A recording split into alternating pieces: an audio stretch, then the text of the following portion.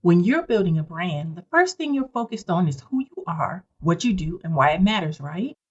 Now, you can't build a strong brand when you're confused about the type of brand you are because it pinpoints your audience and shapes your conversation. Personal, business, or hybrid. Which one are you? Today, we're talking all about it. I'm PG Williams, copywriter and brand builder turned business owner of multiple entities. While corporate America is in my past, I've parlayed those skills into the future, focusing on growing my businesses, learning valuable lessons, and helping others do it too. What started as an idea to capitalize off my skills has helped so many to create a strong brand with actionable steps, copy, and content that matters. I created the Talk Like a Brand podcast to give you relatable, simple strategies and advice that makes you think, reflect, and implement. If you're an entrepreneur or one in the making who wants to build a strong brand with a solid foundation, you're in the right place. So let's get into it.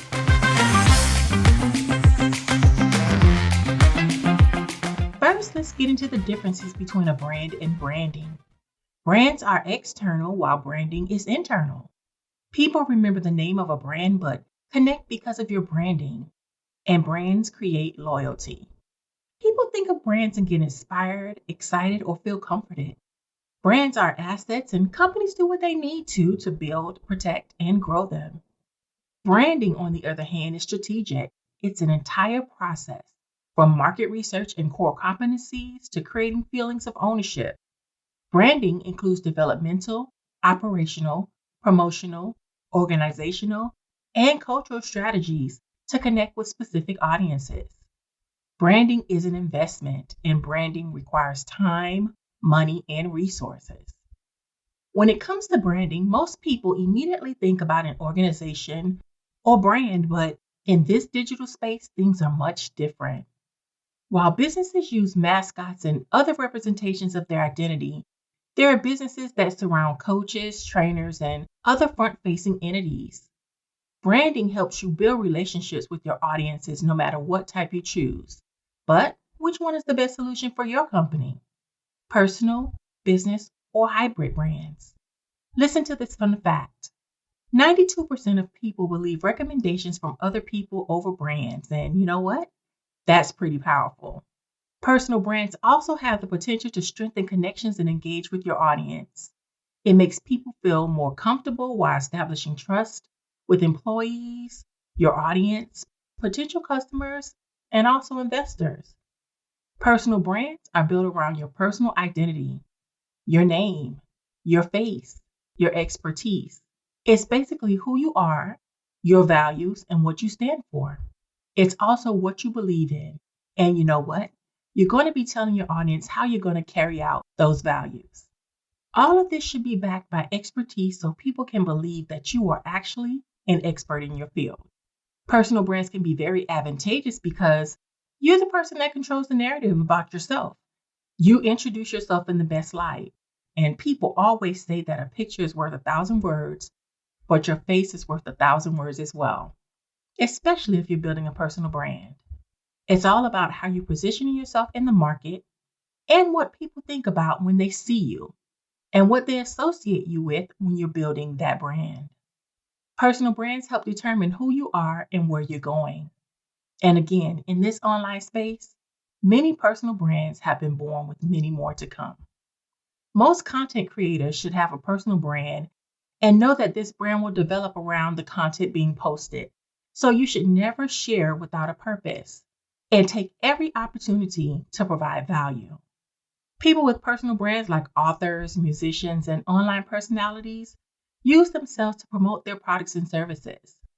That means in addition to having social media, you should have a website and other places where people can connect.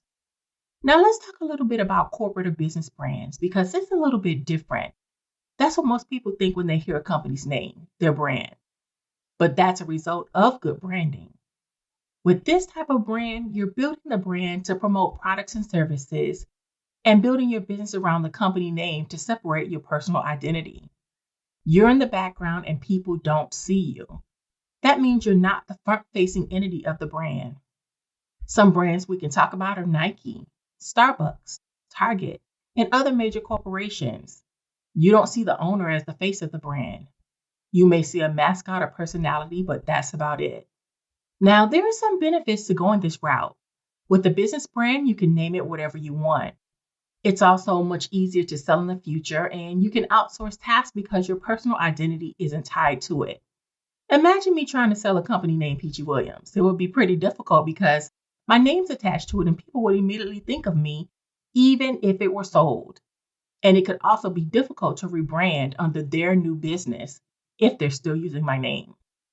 There are some instances where personal names are rebrandable though, so that's not entirely off the table. But the third type of brand is growing in popularity, and we call it the hybrid brand. This is a modern approach to branding where you're blending two types of brands, the business and personal. Having a hybrid brand helps merge these two without making it an entirely personal brand. While hybrid branding used to be associated with one brand and then adding extensions, now it's something totally different. I want you to consider a hybrid brand the sweet spot. For example, this podcast. It has its own name, but it's also associated with me, Peachy Williams. So when you're working in the online space, I want you to think about whether a hybrid brand is where you are or where you want to be. Regardless of which one you choose, branding takes work and it's a huge investment of time. There is no overnight guarantee, so you better get ready to roll up your sleeves and get to work. And one of the keys is in keeping your brand promise. That's very important. You also have to think about your intellectual property and trademarking. And I know I talk about this all the time, but it's something you have to consider and keep top of mind. Let's do a quick recap. A personal brand is front-facing. You're the person talking about your products and services, and everything is attached to you. You're the face and lifeblood of that brand. A corporate or business brand is all about the business. It stands on its own. It may have a mascot or spokesperson, but they won't see you and don't even have to know it's your company. And a hybrid brand is a blend of the two. You're talking about the business, but people see you and come to know the business as yours. Brands create opportunity and freedom depending on which way you want to go. Recently, we completed a brand identity challenge where we discussed the 3 parts of a brand identity, which is the core, the verbal, and the visual. So many people go straight to the visual or have just parts of the core. The truth is, you need all of them to work together to create a strong brand identity. You need that for your brand. So I encourage you to download my core guidebook at bit.ly/color-my-core. It can help you put a few things in perspective. Go follow me on Instagram at @TheRightMix and color my brands and let me know what you think about the podcast because I love hearing from you. Sign up for my weekly Brand Bits newsletter at bit.ly/getbrandbits, dropping every Tuesday. And of course, we're on every single week. Have an amazing day. Until next time.